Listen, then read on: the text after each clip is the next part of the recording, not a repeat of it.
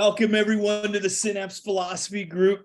I'm Dr. Haig John, your host, and we've got Alan Lichter, Barry Hobbs, Rob DeBonis today. And usually we're on D.D. Palmer's 1914 book, The Chiropractor, page 9. And usually I like to go back, a good paragraph and reread. Every line in this has so much meat. We're right in the middle of the page. We ended with physicians deal with the physical only, and chiropractors with both the physical and the spiritual. So, I mean, that in itself, that one line right there, I just taught a seminar at Sherman this weekend, and I said, you're limiting yourself by putting chiropractic physician on your card. That's actually limiting. And I put this quote up there. I mean, this is powerful, and it really gives, chiropractors are top-notch in what we do. And Dee Dee's saying it right there, really. I don't know if you guys have any input on that, but that's my 2 cents on it. Oh, good. All right, I'm going to read the next paragraph, all right? And forgive me, my glasses, I need some new ones. Psychological investigation reveals the fact that the spirit of man is a part of the all-wise spirit, the great creator, and as such possesses in infinitesimal degree all the potentialities of omniscience and omnipotence existing in God. Just as one drop of the ocean contains in miniature all the qualities of the briny deep as a whole.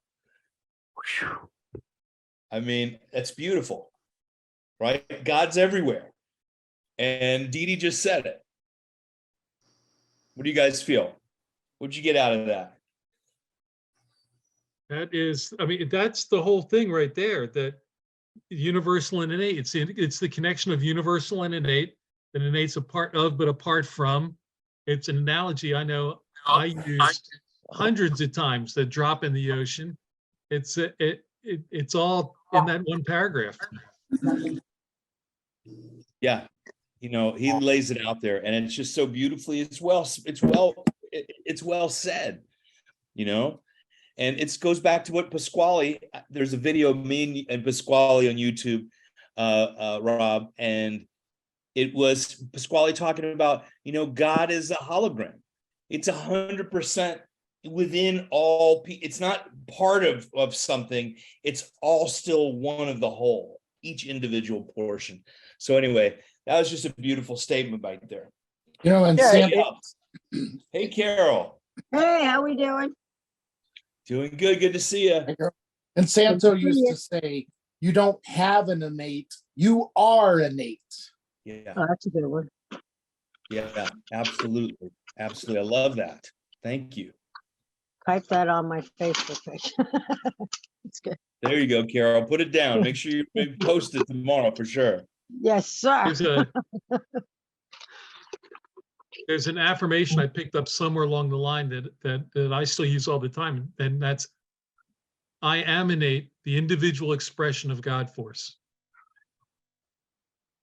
Or just drop the force if that's more convenient, feels better for you. In a way, the mission really of just doing this podcast is to talk about the spirituality of chiropractic. It's what's missing. Every school is afraid to teach it just to get one person might get upset. And in reality, probably none would. And it's the hard stuff to teach, right? But I think it's such a critical portion of chiropractic. And, in a way, that's why we do innate adjusting, is to teach us the spiritual philosophy of chiropractic. It can't be lost. We can't lose it, but no one's really, this is about the only place people are talking about it. It's also what people are afraid to share with their practice members. Absolutely. Oh, yeah. I wanted to jump in. What Alan just said is that the fear of turning someone off.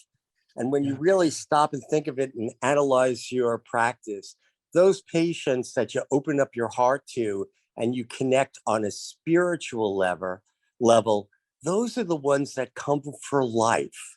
that Yeah. this fear is something that's in that individual, but it resonates on such a higher level with the person that they're yours for life, then, Yeah. for all the right reasons.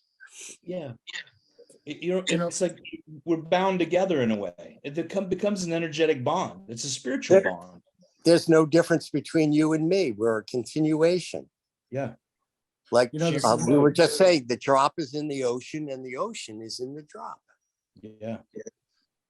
anyone could get that too and really understand that. It's perfect today because it's Valentine's Day, and I told every practice member that came in, I said, hey, I want to thank you on behalf of the intelligence in your body called innate, that you're giving yourself love. She's always loving you and trying to make you survive and keep you alive. And of course, my practice members know. So every single one of them, we had that direct talk. Happy Valentine's Day. I want to thank you for taking care of the power inside of you called innate. Happy Valentine's Day. Let's get you checked. That's Every cool. single I person. like that. Every That's single one. That's a great one. You could use that all the time, but I think that's really good. Wow. Anybody else? Does she stop when you fall asleep? No, never. And Nate And doesn't people- take a people get vacation. that. Yeah, people get it. Always on the job. It's the educated needs a vacation. Let me tell you, mine does. I need one soon. But it is, yeah, it's just beautiful. And how many people, they even just say bless you, thank you when people come into the room, into the office. And it's a blessing to be a chiropractor and receive those blessings. People know it. And absolutely. Anyone else? All right, I'm going to read the next paragraph. All right. There are those who think the spirit of man has an abiding place in their solar plexus, or in the spinal column, or in the medulla oblongata, or in the cerebellum, or in the cerebrum, or at least in some portion in the encephalon. But just what part or how much space occupied has not been determined. I think he's being a little bit sarcastic there, really. What do you think of that? What's he talking about there?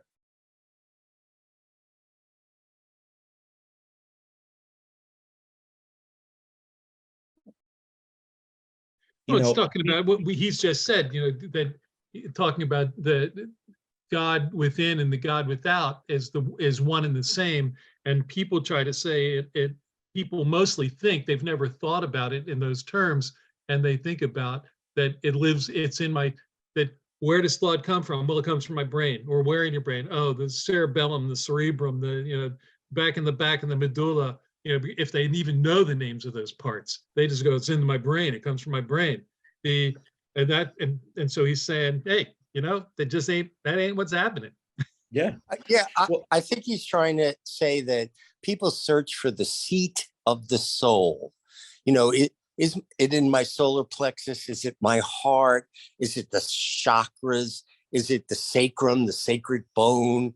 And I think in essence, he's about to tell us that it's within our whole being. Yeah. Where are memories stored? Where is this? And he's talking about the scientific men out there, or women, and finding the God particle, or finding where do memories are hidden inside this body. Let's crack it open. I mean, the conversation hasn't changed much in that world. It's BJ even wrote it. I think it's volume 33, somewhere in the 20s. Chapter 20. That's what he was talking about. Was where memories, where are things stored, where are ideas stored, or maybe they're not stored on earth anyway. All right. Spirit holds the same relation to the body as God, the all-wise intelligence, does to the universe. I'm going to read that again. Spirit holds the same relation to the body as God, the all-wise intelligence, does to the universe. If you can locate the one, you can designate the location and define the limits of the other. God is indwelling in the universe, everywhere present. He occupies every part thereof. Likewise, the Spirit permeates every portion of the body in which it dwells.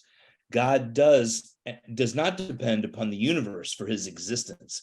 Neither does the Spirit rely upon the body for its continued manifestation. You know, Stevenson, that's what he goes into in the senior text. We're putting this subtitles on the old ones that we did of the senior text of the 33 principles.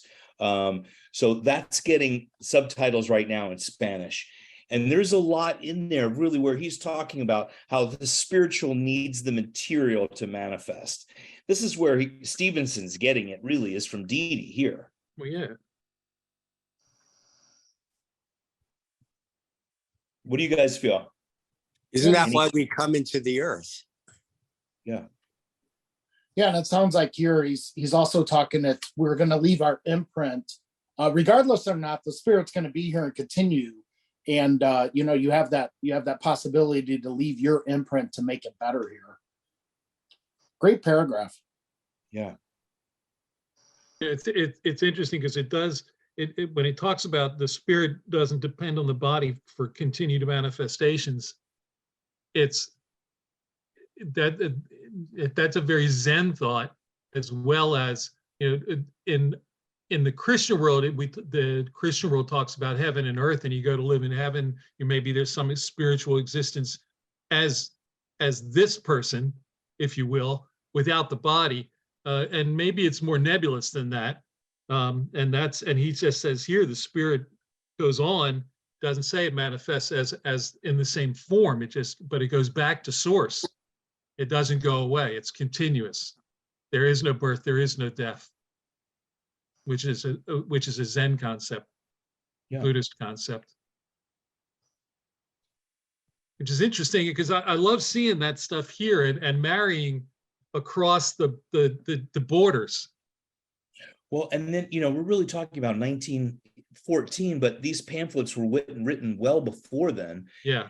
And, you know, the Midwest, it's a hotbed of spirituality back then, you know, with Mormonism, pretty sure Seventh-day Adventist, spiritualism, all that stuff. And, you know, really, it is Eastern philosophy. And, you know, he's very well educated in what he's talking about, you know. It's impressive. All right. Although the surgeon cannot locate or dissect the Spirit, that which creates intelligent action, yet we are conscious to this vital entity. Although the surgeon cannot locate or dissect the Spirit, that which creates intelligent action, yet we are conscious of this vital entity. The entity being Spirit, right? Right. One thing really, you know, Pasquale used to talk about a lot of getting back to what they mean. So using the word spirit, I use more interchangeably now. When I talk about innate or talk about spirit, I use spirit often now, because Dede is the one that said, you know, people aren't ready to hear God and spirit. We're going to say innate and universal. All Christians here. All right. So, I gotta tell him he just joined on Christian from Mexico, and we've got a lot more stuff with subtitles on it, which is good. All right, how about Alan? Do you mind reading from page 10? I could barely see out of these glasses anymore. I'm good, yeah. Thank you. Knowledge of or a belief in the continuity of life has a tendency to uplift humanity, to make of man a desirable neighbor, a good citizen, a moral, upright being, and a practical understanding of right and wrong. Innate is embodied as a personified part of universal intelligence, therefore co-eternal with all the creative force. This indwelling portion of the eternal is in our care for improvement. And I believe that's the improvement of us as we move forward in this body, not the improvement of the eternal and the indwelling portion. The intellectual expansion of innate is in proportion to the normal transmission of impulses over the nervous system. For this reason, the body functions should be kept in the condition of tone. Communication with the eternal spirit, the creator, is the goal of all religions. Now, I want to go back to that part where what you mentioned about eternal is in our care for improvement. Dee did talk about what we learn on this plane, we take on.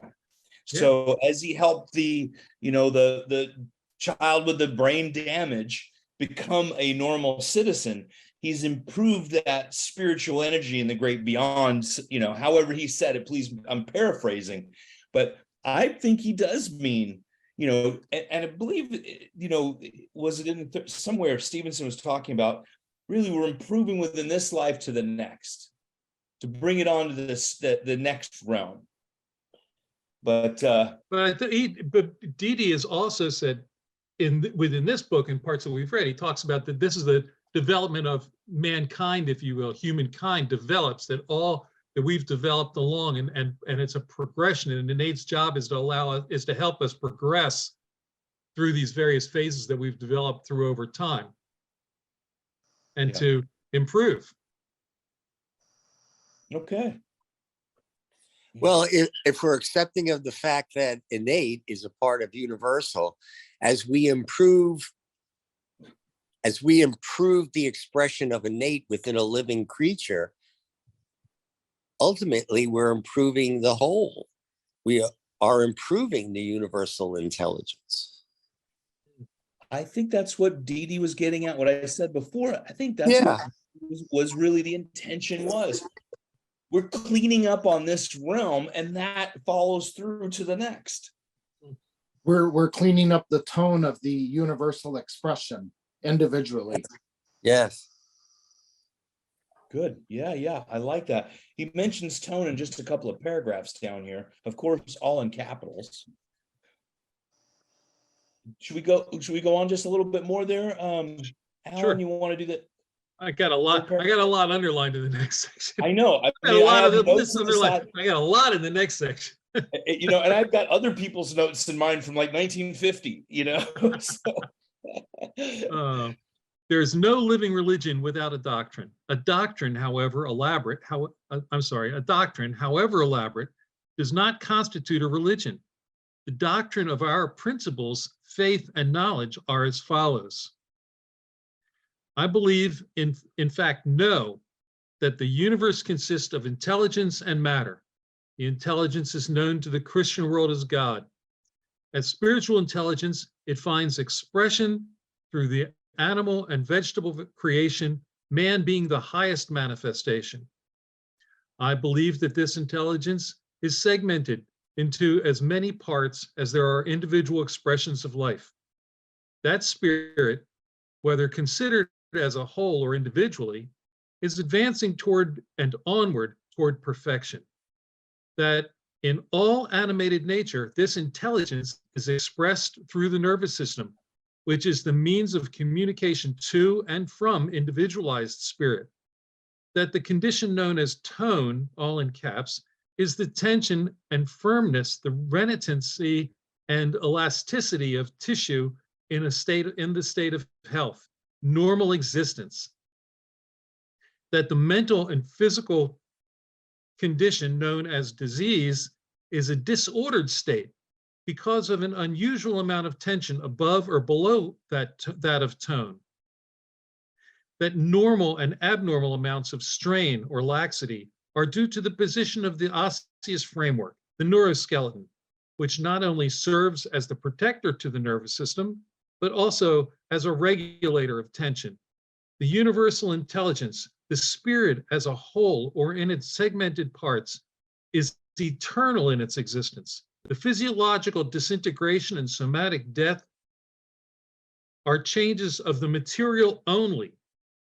That the present and future makeup of individualized spirits depend on the cumulative mental function, which, like all other functions, is modified by the structural condition of the impulsive transmitting nervous system. That criminality is but the result of abnormal nervous tension, that our individualized, segmented spiritual entities carry with them into the future, spiritual state that which has been mentally accumulated during our physical existence, that spiritual existence, like the physical, is progressive. That a correct understanding of these principles and the practice of them constitute the religion of chiropractic. That the existence and personal identity of individualized intelligences continue after the change known as death. That life is in this world and the next is continuous, one of eternal progression. Alan, you need a good round of applause for that one. That was quite a paragraph, and you did excellent. Thank you. I Thank really you. didn't plan on getting even to this one by today, because we usually read, about 2 lines and then discuss them, for 40 minutes. But So this goes well with what we've been saying. It's good. well, it does. Each paragraph goes along, but I was going to save that one whole thing for one of our things in the future, one of our podcasts, because there's so much in here, and I think we have to dissect it a little bit. And it's not a quick read. I think we need to go into it a little bit, okay? It's good. Because it's beautifully said, and in a way, this should be read aloud by all chiropractic students. How's it going, Christian? And who's this lovely woman you have with you? It's another chiropractic friend, and I'll be doing some translation for her so she can understand a bit more. And it's awesome to be back. I hope if you can repeat again which book we are reading and what page are we on, so I can follow you guys. We are on D.D. Palmer's 1914 book, The Chiropractor. I think I emailed it, and we're on page 10. We're at the big paragraph. It's the last paragraph right there, about the middle of the page. Okay. And I was just telling everybody else, we're putting subtitles on all these ones. And the last one we did with the 33 principles, we're putting Spanish subtitles on there too. Okay. So those are coming out. I'm just going to post them soon. I just downloaded them from my guy. So I believe, in fact, that the universe consists of intelligence and matter. The intelligence is known in the Christian world as God. I mean, he says God, we need to count how many times he says it just in this chapter. I mean, we're on page 10, and it's the common theme, of course, but it's the important thing about really what we're doing. And, that's the religious and moral duty of what we're supposed to be doing. But this is like a decree starting chiropractic school, right? I believe in fact, I know the universe consists of intelligence and matter. In the Christian, that intelligence is known as God. So I think this is another powerful paragraph, and it's really important. It needs to have its own time too. And I'll beat my drum and say, and he's also saying there that that's the Christian world calls it God. It may be recognized in other ways, in other thought processes. Absolutely. And and there's another part where he mentions the many ways different groups talk about God and what their names are, and he says it's that Elohim, it's this, the great creator, whatever your term is. That's what we're talking about.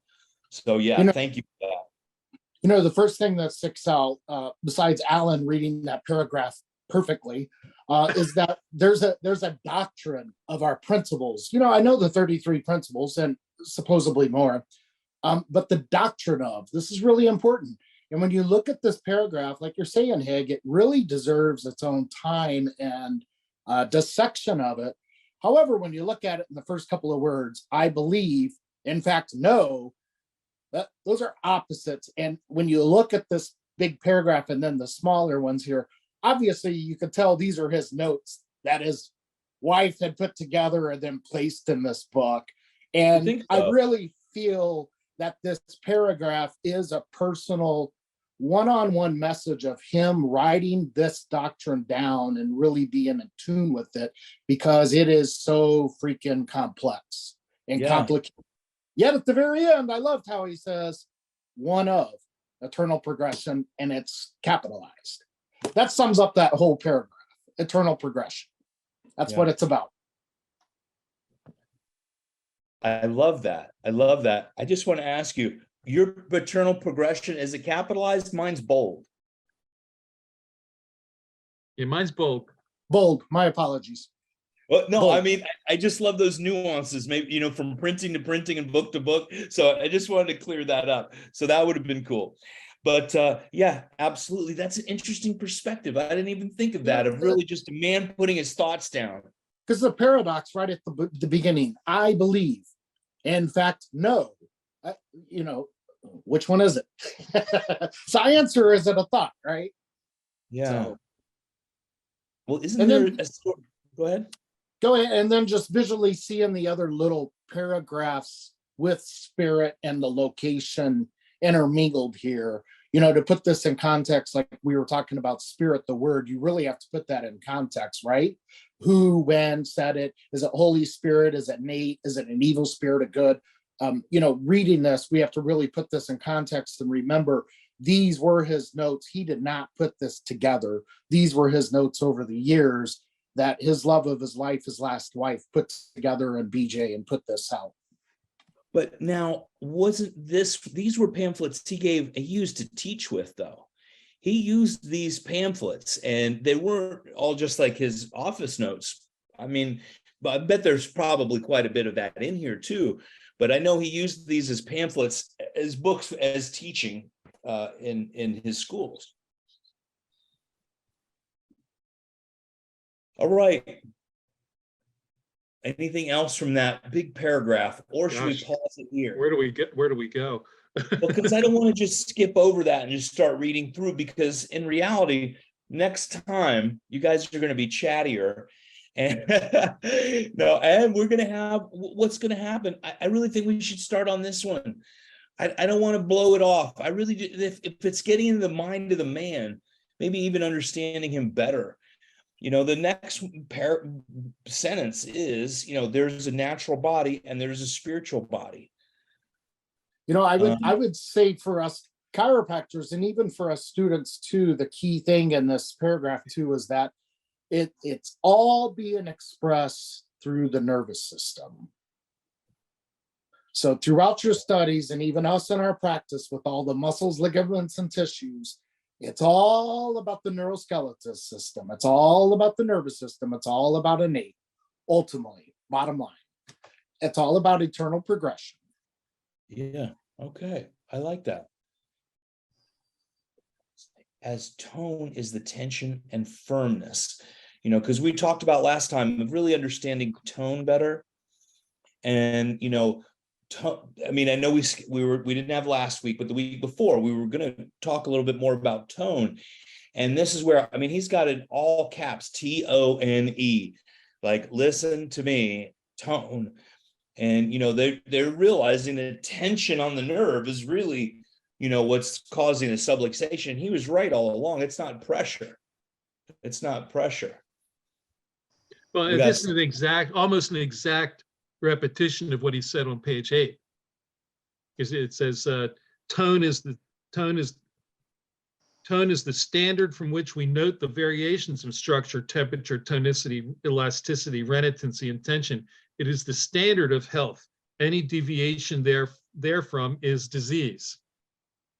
You know, so this is just some of this is reiteration, Yeah, which he does for emphasis throughout. yeah. Yeah, that's true. You know, and if these are separate pamphlets, as some of these were, then each one is, you know, somebody may get it from this one and somebody get it from another, but these are both in the same one being repeated within the same pamphlet here. You know, that's why I always feel that he was really giving you the mission chiropractor. You know, that's why this is your duty to go out there and take care of these people, because it is so absolutely important. And, you know, and that's why, you know, he is repeating himself. And I see that in different ways. We hear things with, you know, with different ears every moment. And, you know, we're getting to the end of this this chapter. We only have a page and a quarter left. That's why I miss it, you know, in a way of like, I'm trying to milk it a little bit because it's so awesome. But, you know, yeah. You know, and also in this word tone, it's easy for us chiropractors to look at the nerve root, the tone being altered, being subluxated. However, DD is also talking this tone here, this rhythmicity, this elasticity. You have to think he's a magnetic healer. It's all about the totality of the human body. The tone is making me alive. This innate is making me who I am right now. Alive, it's the material world. It's the connection of the spiritual to the physical. So the tone is the whole totality of it, not just an L5, S1 subluxation, well, C1, C0 subluxation, et cetera. It's the whole totality of it, right? The tissue, the muscle, everything. Yep. And you know, you ever, you know, the tensegrity models, you ever see some of those really cool tensegrity models? One pressure here, and people made some beautiful models with those. There's some great YouTube ones, because you can't, you're a sum of all the parts. When one part's affected, the entire system's affected. Absolutely. Steve, good to have you. You're speaking at our Saturday Night Live this week. Are you coming? I'm not able to, not this weekend. Too bad. But I'm put the chairs in a circle. I want it to be in a circle. That's a better way to do that at office. I liked that would be a good idea. Yeah. Well, I was hoping you'd come on so I can. We're gonna cheer you on though, but I know it'll knock it out of the park. All right, ladies and gentlemen, should we continue on? Or Yes. Let's do one more. Let's do another paragraph right there. All right. The spiritual and the physical are counterparts of each other, duplicates in form, shape, size, and color. The evidence given by seers of every nation in all ages has been that a likeness exists between the creator and the created. Let's do Go the on. next one. I think the next one kind of ties it in, really. Okay. Locating the spirit in the brain, the encephalon, the mass of the nervous matter contained within the brain case, is circumscribed and yet not definite. The nervous mass within the cranium includes the two hemispheres of the cerebrum, the three divisions of the cerebellum, the pons varoli, the medulla oblongata. Morphologically, these 7 divisions of the encephalon are derived from the forebrain, the midbrain, the hindbrain, and the endbrain. The muscular, vascular, and nervous systems permeate every avenue throughout the body.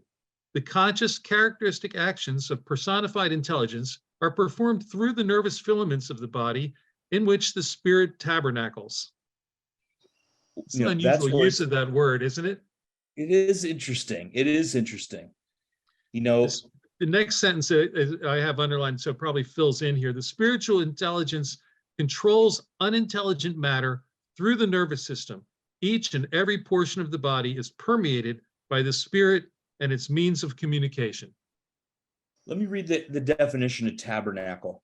According to the Hebrew Bible, the tabernacle, also known as the tent of the congregation, tent of the meeting, was the portable earthly dwelling place of Yahweh, used by the Israelites from the Exodus until the conquest of Canaan.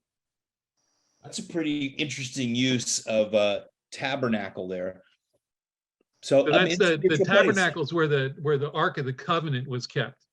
Oh, okay.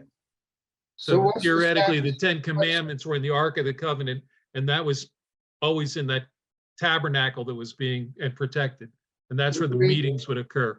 Can you read the sentence again? Tabernacle by DD. Yes. The conscious characteristic actions of personified intelligence are performed through the nervous filaments of the body in which the spirit tabernacles. So that's using that as a dwelling place of the spirit. Central nervous system. Yeah. The nerves. I believe in the Catholic religion, the host, the body of Christ in the chalice is on the altar, and that little room that is on the altar is called the tabernacle. Okay. So the dwelling place of spirit. Exactly. But it can't be anatomically located, which is what Dee Dee said, and it was repeated what I just said in Stevenson's. It can't be anatomically located. Right. Right. Right. I remember Sid Williams used to say, you know, the French proved chiropractic with the guillotine. That's right. So what's Well, interesting is before Alan started reading, I don't know if you noticed, there's a quote from the Bible. Yeah. Haig read that. Yes. There is a natural body and there is a spiritual body, 1 Corinthians 44, and then it jumped over to there. It just it just seemed random that was once. I have that as a sentence between the previous paragraph we read and this. Yes. I have it too, and I was just looking for my Bible in my one of my apps, but I don't see it anywhere. But Well, but that's what he's saying in both. I want to look up First the Corinthians paragraph and read it. before that and what we just went through is that the spirit and the body are independent but united. Got it. I'm And then not. the body passes, but the spirit continues. And you know, the body's material and then it becomes immaterial, Yeah. but the spirit is continuous. And that's this natural body and the spiritual body. But Gotcha. I'm not used to Dee referencing a particular chapter of the Bible. no. Well, that's why I'm really happy you pointed that out, because I didn't even see that over there. I thought he was just quoting, and I just didn't read the annotation there. And now I'm going to read First Corinthians when we're done here and just see what he was inspired by so much to put that in there. Where is the rest of that in context? I love that. Thanks for catching that, Barry. Oh, you're welcome. And I was thinking of the tabernacle as an altar boy, setting Yeah. the Eucharist of Christ inside the tabernacle. And I remembered the design at the top, and the Father would say, yeah, it's the Holy Spirit that blesses that while we're gone, while we're away. And I just that's so when Bob had mentioned that, I thought of that too. I had that flash of the spiritual reach and the physical in that tabernacle, in that room, in that space. Christian, you want any clarity? You got some input? You got your hand up. Go ahead. Okay, so I'm thinking about tabernacle as the whole body. I mean, I don't think it can only be expressed throughout the nervous system. I think it includes, it's in every cell of the body, because imagine if you cut yourself and you bleed to death, your spirit, your soul is drawing out through that blood. So it can't be only on your nervous system, it's in your whole body. I think that's how spirit flows. So that's my input, that's my insight from this page. Sir Sully said the same thing. Yep. Absolutely. That was good. That very insightful. Thank you for sharing that. Anybody else? Bob, Rob DeBonis, what do you think what Pasquale would say about that? Well, my understanding is that, as Steve was just saying as well, is that the spirit dwells in the entire body. And my understanding is that the spirit uses that nerve system as the communication system to manifest the physical expression.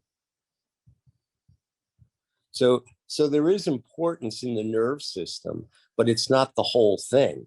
And as we were saying earlier, the spirit doesn't dwell in the brain. It doesn't dwell in your heart. It's not your solar plexus. It's not the chakras. It's the whole enchilada. It's the whole thing. Yeah. And just to beat it to death, the paragraph before that we were discussing about I believe, I know.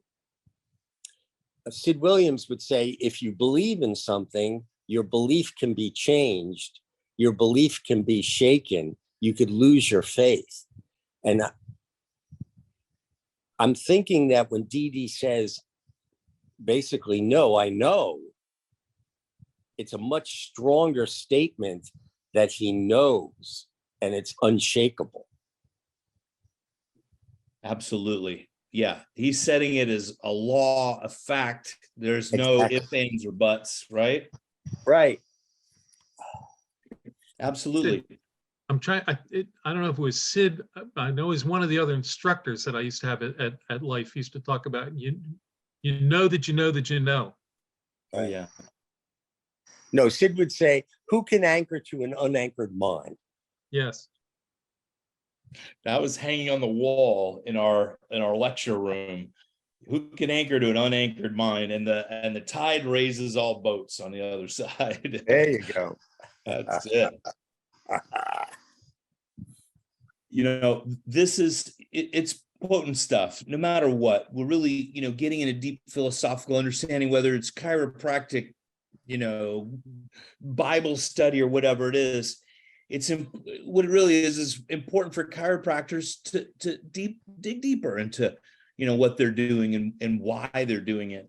And I think it's so important for us for Dee Dee put this out for us is, you know, for young chiropractors, even chiropractors practicing for a long time, chirosauruses, you know, that it's, you know, to understand the spiritual nature of chiropractic, it's extremely important. So much, well, you know, we have to know the physical as well, really, the spiritual and the physical, and be in balance with both.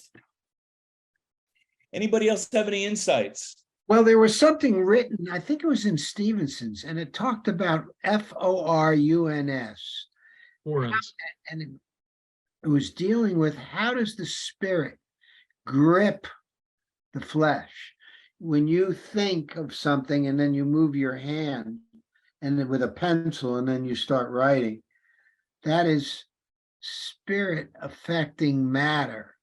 It began with a with a thought, but before the thought, they talk about something that is pre-thought called the forums. And he said that it's the most powerful thing in the universe. I don't understand all what it's about, but my heart does. Well, we'll have to find it at some point. We'll get to that. We'll find it. We got a lot of green books to read in here. So, Steve, you remember we did a Mile High discussion just on that for about an hour 6 or 8 years ago. I was there. And that's yeah. Sensen said it might have been a typo. Yeah, well, that's how it was found, and that was our homework for that discussion, and it was very challenging. the forums, yes. But you know, but the idea of you've got this non-material essence, intelligence, and then you've got matter, and the link or the hookup, or I like the way the interface. How does it move? How does it grip it? And that to me is a wonderment. it's me too. Christian, you have your hand up. Go ahead. I have a little bit of insight about the forums. As long as I know, it's a unit of force and is created, I think, by mental impulses. So a mental impulse is something that innate intelligence creates, and it's like a code that is given from a cell to another cell. So I think that's like the force that helps the body to heal. And going back into religion, there is a part in the Bible, I don't remember what chapter it is, but it's before the first creation of the first human beings. Before they came to life, God blew his breath and gave this man life.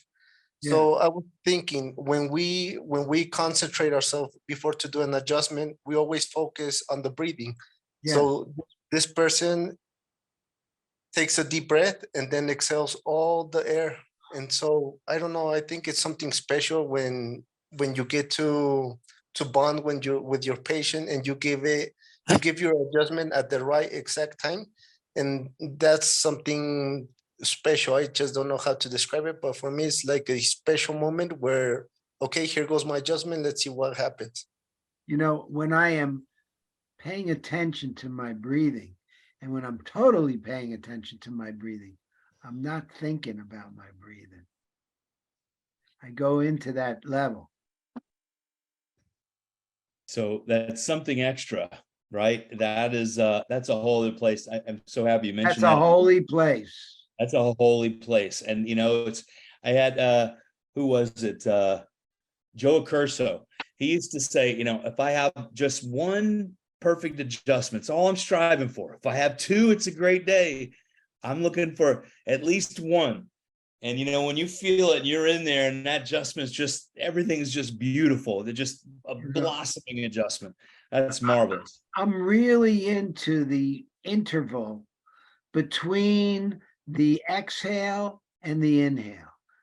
I believe that there's a certain blinking into infinity, right? Nowness, presence, the interval that is instantaneous, that everybody does, the worst person in the world, between the exhale and the inhale, that place of stillness, bam.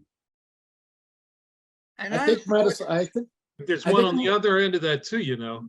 I was gonna say, I think that's Top forced two, yeah. expiratory volume. Medicine has a name for it. Sine wave. No, the forced expiratory volume, the inspiratory, those moments, they have it defined. This is your right. This is our educated wanting to find out, like the foreigners, where is this place, and Yeah. ultimately, does it really matter? The Well, intelligence put it there. Well, can I give you just a little, you know, that is what innate adjusting is really all about, is what Pasquale taught us, that the adjustment comes in the pause, right? There it is. And it's not the pause in your breath, but it's in that moment of peace.